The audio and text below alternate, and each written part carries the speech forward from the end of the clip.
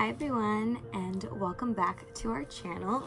If you are new here, I am Marlena. We are the SKIVERS, a family of 5.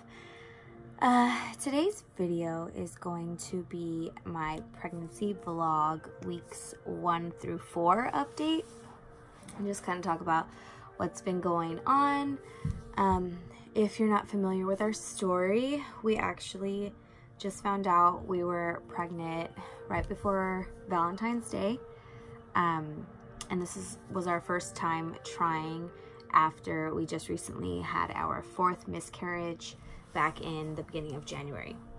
So I am currently 5 weeks and 6 days, so I thought I would do just kind of like the first couple of weeks and talk about symptoms and things like that. My miscarriage started on January 8th, and I guess you would consider it a chemical pregnancy because I was only about 5 weeks along.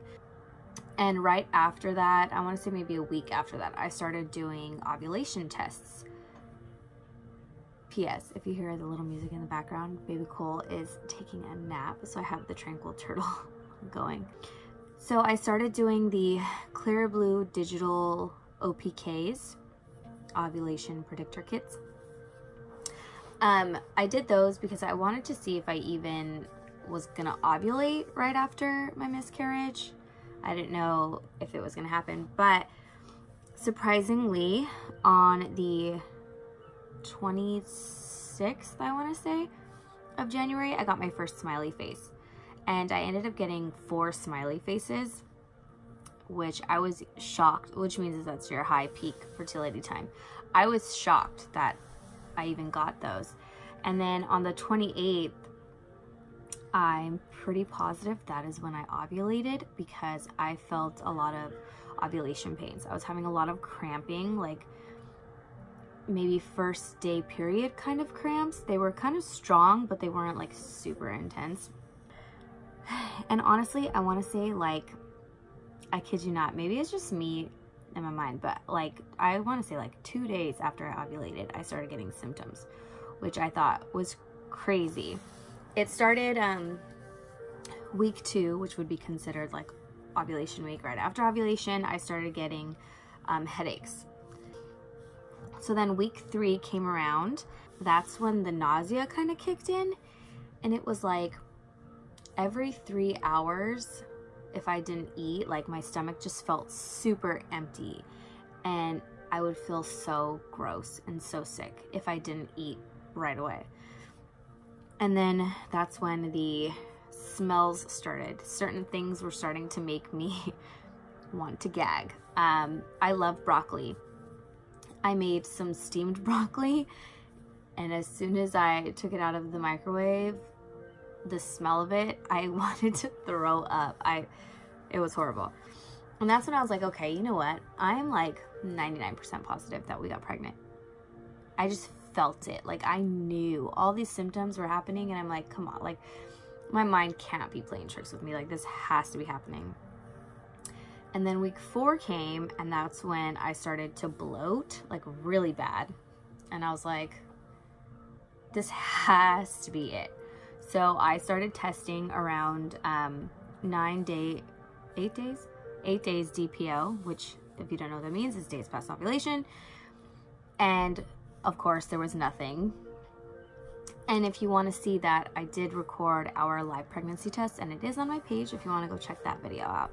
So I started at 8 days, nothing at all. 9 days, I did it, and I swear there was like the faintest of faint lines. So faint on a first response. So then 10 days DPO is when we finally got a line that was there, showed up, crystal clear, we were pregnant. I did that on a first response, and it showed up on like the Amazon Clinical Guard cheap tests, and then I had a Walmart test. It showed up on there.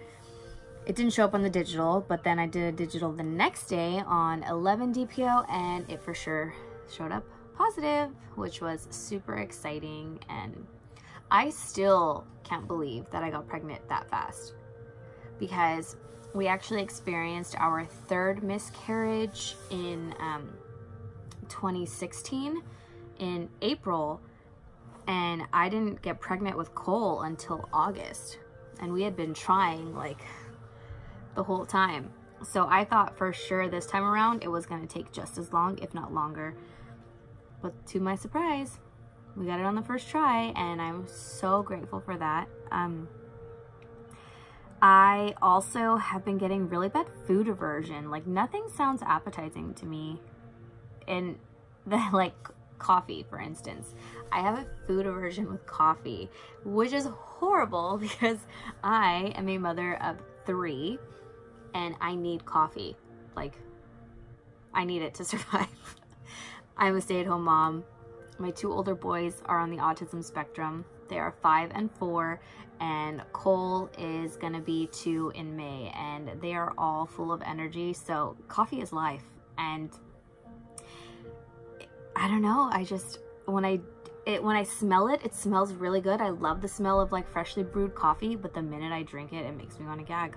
I literally have to chug it in order to get it down. So I'm hoping that that goes away really soon. So I have been taking prenatals, of course, and I think they're called like Vitafusion or whatever. I got them at Target. I take prenatal gummies. I cannot handle pills. I'm not a pill taker in general, and prenatal pills are just disgusting. So thank God for gummies, because that's how I survive. I am trying to work on my eating habits really bad this pregnancy, because like I said, I'm a mom and I don't eat well. I definitely don't eat well. I don't take care of myself as well as I should be. Now that I'm pregnant, I'm trying really hard to do that, because on a normal basis, I never really eat breakfast. I, wake up in the morning, have my coffee, get the boys ready for school, and then we're out. I don't usually have time to, not that I don't have time, I just don't, I'm not a priority, which I know is really bad, but I'm so busy taking care of the kids that I don't really take care of myself that well. So I'm really trying to eat better and make sure that I'm eating more often and drinking lots of water. But yeah, that's basically what's been going on. It's so crazy to me how strong and how early these symptoms have come on. Like I said, this is my 4th baby, and I've been pregnant 7 times now. I've had 4 miscarriages and 3 healthy babies, and as far as this pregnancy is going, I feel like it's for sure sticking in there because of how intense these symptoms are. And I was telling my husband the other day that my mindset on this is that, or like my thinking behind this whole situation is because of how strong these symptoms are and how early they started, that either 1, they're twins, because I've never felt symptoms like this before. Like with the boys, I was sick throughout my whole pregnancies. All 3 of them, I was sick the whole time. The worst heartburn. But they didn't start until like 8 weeks, 9 weeks in. These symptoms started, I swear to baby Jesus, these symptoms started like week 2, week 3, right after conception, which I know, it's crazy. So my thinking behind it is, 1, it's either twins, or by some strange chance of God, it's a girl. Because this is so different than my other pregnancies. But I don't know. But yeah, that's pretty much where we're at right now. It is, what is today? February 18th? Something like that? Yeah, no, 19th. It's February 19th. And my first ultrasound is not scheduled until March 1st. So now I have Kaiser, and Kaiser does this new procedure, I guess, where your first appointment is a phone appointment, and you go over like all your history and things like that, and then they don't schedule your ultrasound until like 7 to 10, like in between 7 and 10 weeks, which to me is like crazy. And the waiting and the anticipation is killing me, giving me major anxiety.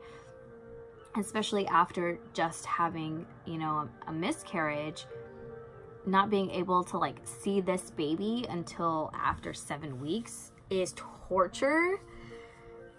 So I'm just praying that like everything goes well, and that by the time we do get to see that baby, that it is there and that there is a heartbeat and that everything is okay. If you're trying to conceive, I wish you the best of luck. It is so hard waiting for that positive test. I know, I've been there, and I'm praying for all the mommies and daddies out there that are still struggling and waiting for their baby, waiting for their chance. I pray for you. I pray for all of you. I hope you guys liked this video, and until next time, see you guys later.